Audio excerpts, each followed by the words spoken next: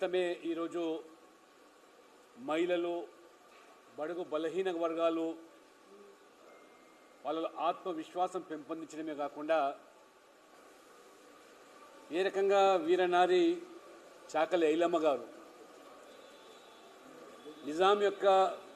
బానిస శృంఖలాలను తెంచుకోవడానికి నిజాంకు తాబేదారులుగా వివరించినటువంటి విష్ణూరి రామచంద్ర రెడ్డి లాంటి వారి యొక్క నిరంకుశ పాలన,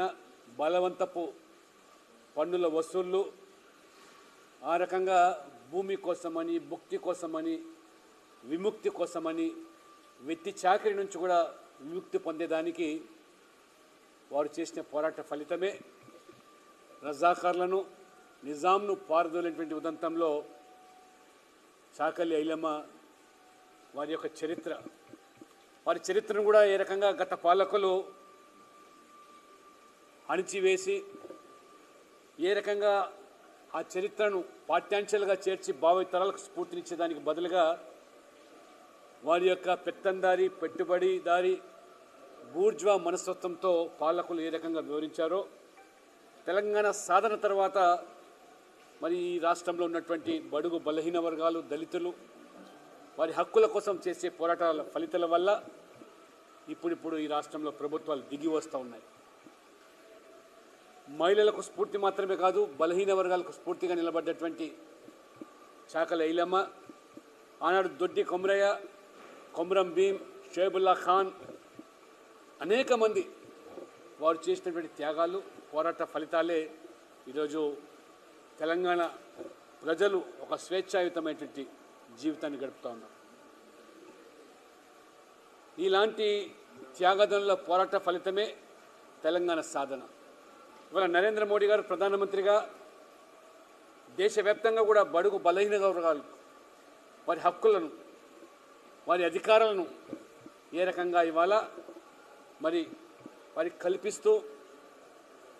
దేశవ్యాప్తంగా కూడా కేంద్ర మంత్రివర్గంలో వాళ్ళకు స్థానాలు కల్పించడం, బీసీల యొక్క హక్కులను కాపాడేదానికి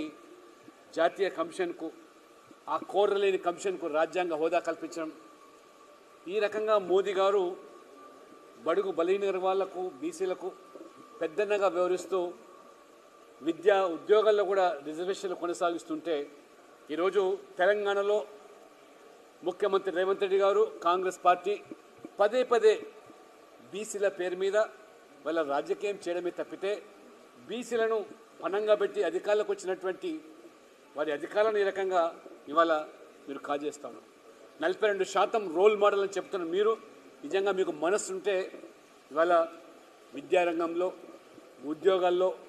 అధికారాలకు వచ్చిన 22 మాసాలు అవుతున్నది, ఎందుకు దాన్ని కొనసాగించడం లేదు? స్థానిక సంస్థల్లో మేము జీవో తీస్తామని చెప్పి ఊరిస్తూ మీ చేతుల్లో ఉన్నటువంటి పనిని